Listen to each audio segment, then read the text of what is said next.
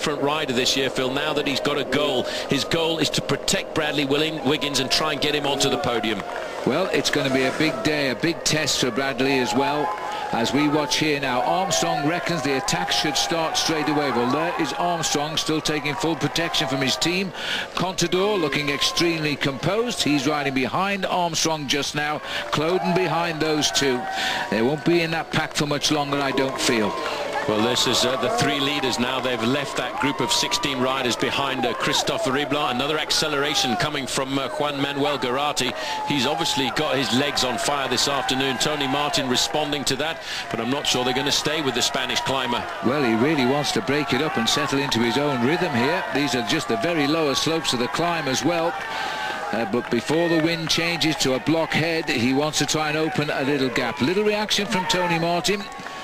And getting himself back on terms with Riblon, perhaps. Well, Martin just riding across the gap slowly. They've got a little crosswind section of the course here, but Martin is using a massive gear to try and drag himself back up to the wheel of the Spaniard, and I think he's done it. Well, the wind a little bit helpful just there, judging by the flags, so they've turned around a little bit. And Garate having to sort of check himself here and decide he may have to go again. Well done, Tony Martin and Christophe Riblon, as they rejoin him here. Now, the three of them together, they won't be friends now because they know Garate is going to keep on attacking. But this is where the action will come from as David Miller continues to set the pace. And Bradley Wiggins right behind him with Christian van der Velde there. Well, there's a huge crowd. They're estimating quite possibly 500,000 people are going to watch the Tour de France over the next 20 kilometers. And that's physically here at the side of the road. The work is being done by Team Garmin Slipstream. You can see Bradley Wiggins just sitting there in second position behind his teammate. The leader of the King of the Mountains classification is also in this group, Franco Pellizotti, but no serious moves yet. No high tempo riding here. David Miller is doing his very best to go quick enough for as long as he can to stop anybody moving away from this field. Contador there just wiping the sweat off his eyes as we go back up to the rear of the field here. If you can go back up to the rear. We're at the rear anyway. And this is the Liquigas rider here, which is Alessandro Venotti, about to lose contact. Well, Miller is doing a phenomenal job here. He's keeping the pace nice and high, and I think the reason he and Christian van der Velde are doing this is because they want to try and nullify the violent accelerations of the Schleck brothers, which will come later on. And this is a good tactic by Garmin Slipstream to try and take the sting out of the attack of the climbers Frank and Andy Schleck. Well, Luis Leon Sanchez made the split. That's the black jerseyed rider to the right. He's also saying next time he comes back to the Tour he wants a high finish and not just a stage win, which he's had this year as he did last year. Now this group is going to get smaller by the minute as the pressure goes on. It's not very big to start with. That's where we're going, as if the riders need reminding. We will twist our way up from this side of the mountain to Chaly-Reynard. Then we make a sharp left into the moonscape, which will take us right to the summit. Garate, Martin and Riblon are the three riders here who still are together right at the head of the field. Well, at 15 kilometers to go, the first part of this course, Phil, is around about 5 and 6%, but this part of the climb now kicks up to in excess of 9% gradient. You can see the difference in the grade as Vanotti says goodbye to the rest of that group. His job done making sure that his team leader Franco Pellizotti and Vincenzo Nibali were in the group of the yellow jersey. He now just has to survive.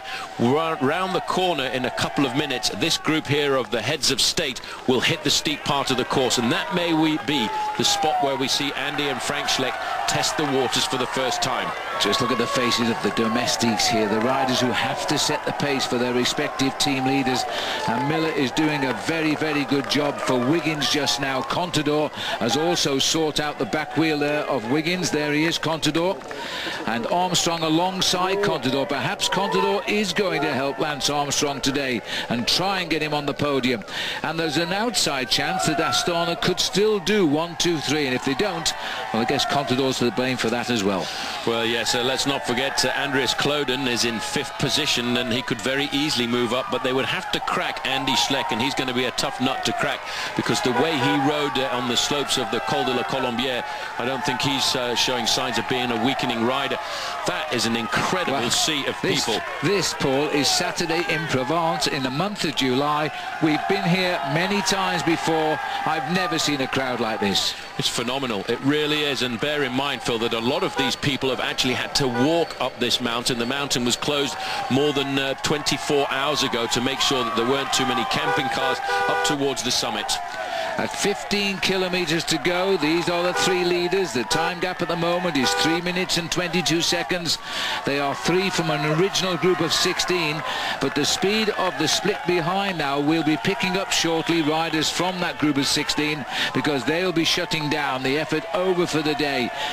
Nobody in this lead group racing for a yellow jersey, but they're racing for stage glory.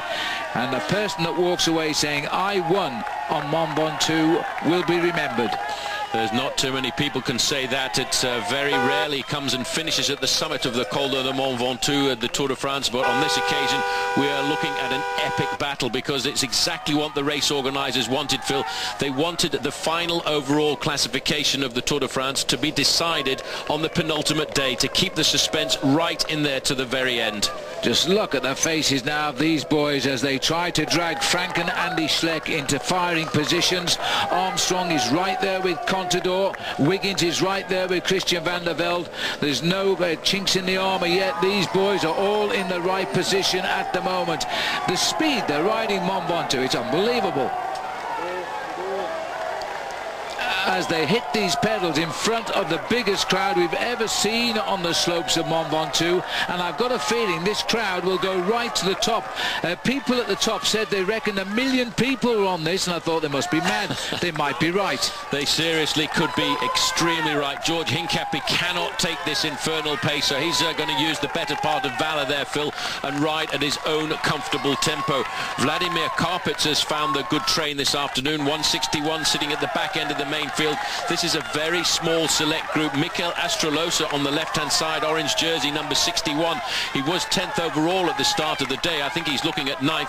Actually, there's a Française de Jeu over on the other side, and Christophe Lemaivel may well have made the good train. Well, I think he's the only one that would still be here, unless it's Sandy Cassar, but we'll do our best to identify them as they come at us. But right now it's Saxo Bank versus the rest, as they try to keep the tempo high and maybe launch Andy and Frank Schleck to put Luxembourg 2nd and 3rd overall in the Tour de France. I don't think it's possible to take the final yellow jersey away from Contador, not with a 4-minute margin and about 14 kilometres left to ride here. Still Garate, Martin and Riblon up ahead, by the way, but our camera's waiting for the move to come from this peloton. Number 17 is the revelation from Belgium, Jurgen van den Broek, on Cadel Evans's Silence Lotto team. I don't think Cadel has made this split for sure.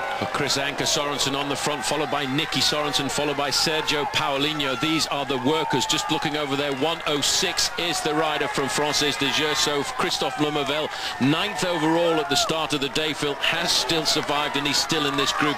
A rider from Garmin Slipstream has disappeared from the group though, and it is David Miller, but I'm not surprised after the job of work he did over the opening kilometres.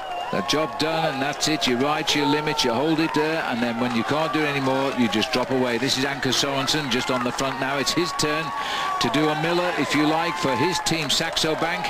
It's getting a bit difficult to pick the riders out from the crowd. Thank heavens the crowd haven't got numbers on, as we head up to 10 kilometres to go with the front runners. They're absolutely flying at Mont Ventoux at the moment. I know they've got a little bit of helpful wind, but we'll swing around by Chalet Reynard for sure. Well, there's a 3-man leading group, and this is it. Juan Manuel Garate, their former champion of Spain in the road race. Christophe Riblon in the white jersey of AG2R, and riding on the front, the man we expected could possibly have got himself into the top 10 was Tony Martin. But this is where the action is. This is where the Tour de France will be decided from this group, because this is the group of top contenders. And I'll tell you one thing, Phil, I didn't see any pain on the face of Lance Armstrong. He's still holding his rhythm, concentrating. So too is Contador. I've only noticed actually Andy Schleck, but they're both there. Wiggins also is looking quite cool. They're all waiting for what they know will be the final showdown. There's not huge time gaps between them all. Only the leader and the rest of the big time gap exists. So Contador is happy the way this is